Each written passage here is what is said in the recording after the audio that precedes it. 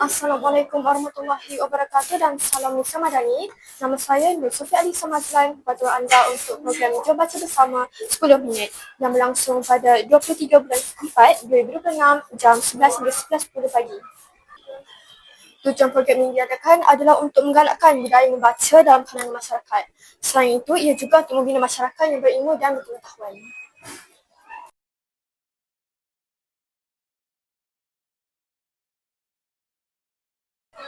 Bersama saya ialah Puan Saliza binti Osman, pengetua Sekolah Menengah Kebangsaan Bandar Sisok.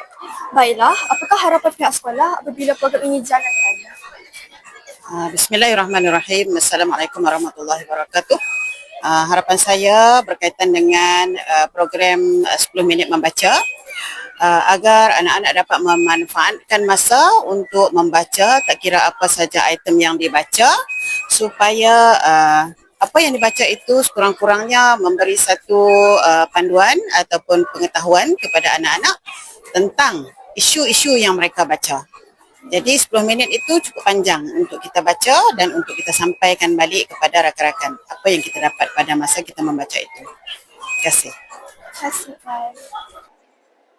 Bersama saya ialah saudari Aira Raudah dari kelas 3 Alif. Baiklah, apakah yang anda lakukan sepanjang program ini? Saya membaca buku cerita iaitu cerita bawang merah dengan bawang putih. Okey. Adakah program ini membuatkan anda lebih berminat untuk membaca? Mengapa? Ya, saya suka membaca dan dia membuat saya bermotivasi untuk meneruskan pembacaan saya seketika program itu. Baiklah, terima kasih.